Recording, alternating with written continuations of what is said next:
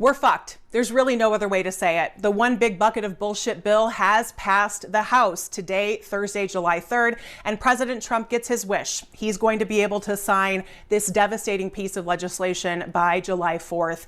And if you disagree with me because you don't like my politics, you really need to rethink things. When we look over time at the impact of legislation like this, the bottom 95% of Americans continue to be harmed, while the top 5% continue to benefit. So you and me, if you're watching this video, whether we voted for the same person or not, we are in the same boat. And you keep punching holes in that boat because you want to protect billionaires. This ain't about emotions. This ain't about me being a crazy woman. This is about math. So look at the wealth redistribution that has happened in the United States since 1989. In 1989, the top 1% had 22% of the wealth. Today, they have over 30%, and meanwhile, the bottom 50%, their wealth has declined. These kind of tax policies is wealth redistribution from the bottom to the top. The Bush tax cuts in 2003, our revenue to GDP ratio has dropped significantly, and that has a huge impact on whether or not the United States can pay for essential things like Social Security and health coverage. 2017 tax cuts, the corporate tax cut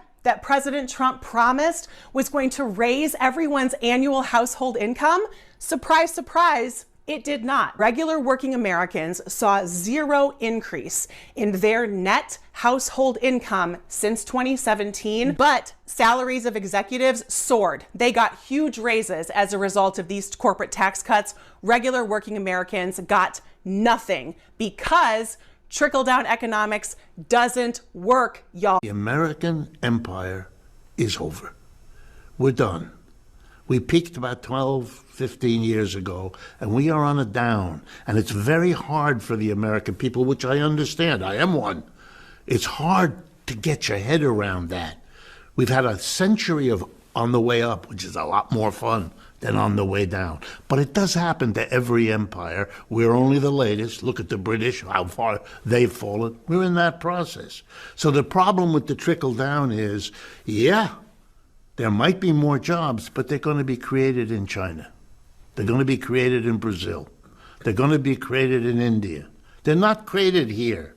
We have the greatest level of corporate debt this country has ever seen, off the chart. The greatest level of personal debt, and we have the greatest level of government debt.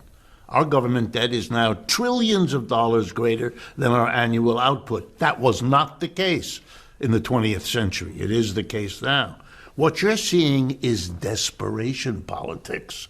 The whole Trump phenomena ought to say to you, wait a minute, these jerky moves that are out of whack, right? In recent days, we have seen the decision of the Trump administration to kiss the war in Ukraine goodbye.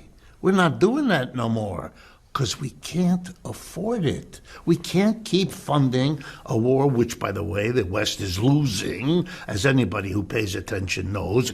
All of these things are signs of what? Of a country that is in trouble and is turning on its friends because it can to save itself. We're going to take over, we're going to get your energy for nothing. We're going to, make you build the wall, you in Mexico. Look what the genius in a way of Mr. Trump is that without understanding it, because clearly he doesn't, he feels in his own way, the way lots of people do, that there's something that necessitates going way beyond what has been done because our need as a society is beginning to show up.